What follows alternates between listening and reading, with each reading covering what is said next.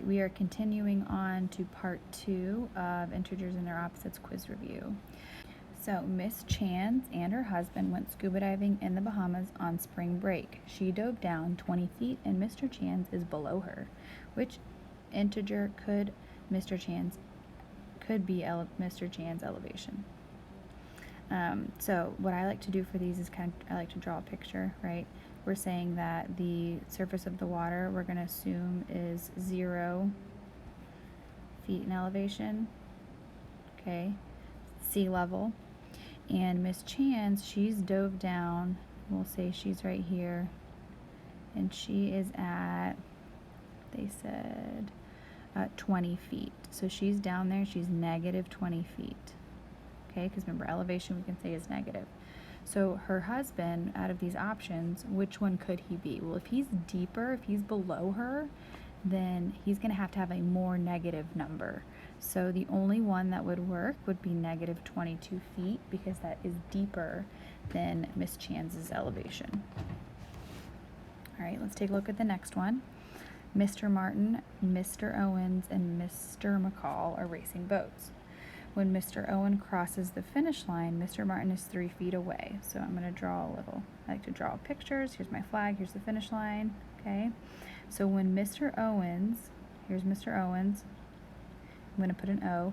When he crosses the finish line, Mr. Martin, it says Mr. Martin's 3 feet away. So we'll say he's here, Mr. Martin, that's 3 feet.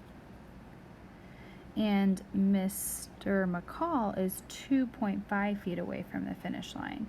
So that means if 2.5 or 2 and 5/10 is between 3 and 0, or the finish line, right? Mr. Owens is at 0 feet. He's 0 feet away. He's at the finish line. So we'll say here is, so this is Martin, and this is McCall.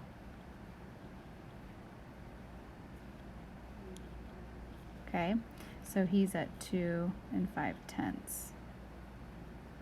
All right, so now let's read what is true. Oh, now it's got a situation here. Mr. Martin is in 3rd place. Is that true or is that false? The answer for that would be it's true. Okay, he is in 3rd place. 1st place would be Mr. Owens, then Mr. McCall, then Mr. Martin. Okay, this next question actually has the same scenario, so still the same situation, but it has a new statement. It says Mr. Martin has a shorter distance to get to Mr. Owens than Mr. McCall.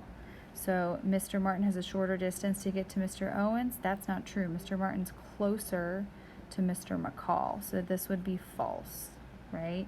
He has a shorter distance actually to get to Mr. McCall than Mr. Owens. Okay, this next one is actually the same scenario we were looking at before, so I'm going to redraw my picture really quickly. Okay, so remember we've got Owens. Mr. Owens is at 0 feet because he's reached the finish line. Mr. McCall is 2.5 feet and Mr. Martin is 3 feet away from the finish line. So the next question says Mr. McCall is negative 2.5 feet compared to the finish line. If we think of this like a number line, right, Mr. McCall has not passed the finish line yet, so he's not ahead of 0. So he would be negative 2 and 5/10 feet away from the finish line. So that would be negative. So that is true. And the same question, again, for number 3, so I'm going to use the same picture. Mr. McCall is closer to Mr. Martin than he is to the finish line. And for this one, Mr. McCall is closer to Mr. Martin, right? He's only a half foot away from Mr. Martin than he is, and he's 2.5 feet away from the finish line. So Mr. McCall is closer to Mr. Martin. That is also true. All right, for the next problem, it's asking us to list the numbers in order from greatest to least. So in order for us to do that, we need to make them all look the same, right? We've got decimals, we've got absolute value signs, we've got a lot of things, we've got fractions. So the easiest thing for us to do is to change these fractions to decimals, and then we can compare them easiest. So let's go ahead and start. If we do 7/8, then that will take care of both of them, and then we just need to take a look at this last one for the absolute value signs at the end. So let's go ahead and change 7/8 into a decimal. So to do that, we are going to divide 8 into 7. 8 cannot go into 7, so we're going to add a 0. But 8 can go into 70 8 times. 8 times 8 is 64. When we subtract, we will get 6. Add a 0, drop a 0. 8 can go into 67 times, which is 56. Subtract and we get 4. Add a 0, drop a 0. And 8 goes into 45 times, which is 40, and we are done. Okay, so we just divided 7/8 to get 875 thousandths. So when we're comparing, we need to take a look at the first number that we got was negative 7/8, right? That's already in decimal form, so we're good there. It's negative. We just got positive 875 thousandths. And then for this one right here, we are really looking at the negative absolute value of negative. We've already converted it. It's what we just got when we divided. So 0 and 875 thousandths. So remember, when we do this, we're going to take a look at what is inside of our absolute value sign first. So what's the absolute value of negative 875 thousandths? Well, that will be positive 875 thousandths, but then we have to take the opposite of that, which is, again, back to negative.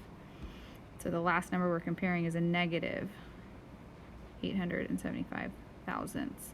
So if we're ordering them from greatest to least, the biggest number that we have is the only positive one that we have, which is our 875 thousandths. The original way that we wrote that was 7/8. So our greatest number is 7/8. Okay.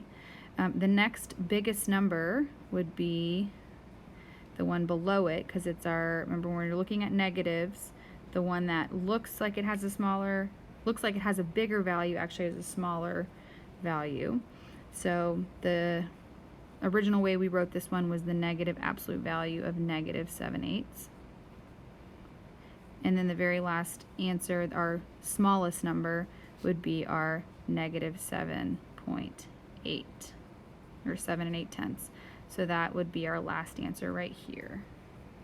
You always want to make sure that you write it in the original format that it was given in.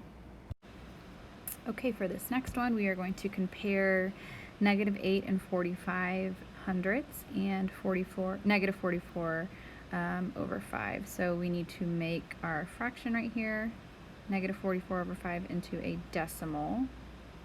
That's going to be the easiest thing to do to compare them. So we're going to divide 5 into 44. 5 goes into 4 0 times, but it goes into 44 8 times, which is 40. When we subtract, we get 4, add a 0, drop a 0. Don't forget your decimal. And then 5 goes into 48 times. And we're done. So we are comparing negative 8 and 45 hundredths to negative 8 and 8/10. Now remember, when we're comparing decimals, we want to make sure we have the same amount of numbers behind the decimal, so we need to add a 0 here. And we're comparing these two numbers. When you're looking at comparing two negatives, you want to make sure that you got to remember the one that appears to be larger actually has a smaller value. So this actually has a smaller value than negative 8 and 45 hundredths. So we would use the greater than sign for this one. All right, and then the very last one, we're again comparing a decimal and a fraction, so we need to convert. So we are going to convert 64 ninths into a decimal. So how many times does 9 go into 64? 9 can't go into 6. It goes into 64 7 times. 9 times 7 is 63. Subtract and we get 1. We need to add a 0 and a decimal. 9 goes into 10 one time. We get 9. We subtract, we get 1 again. Add a 0, drop a 0. Okay, you're starting to notice a pattern here, right? So we need to, we're gonna get 1 again, but we're gonna keep subtracting and get a 1. So this is gonna repeat. So we're looking at 7 and 1900ths, and we're comparing that to the number we just got, which is 7 and 1100ths repeating.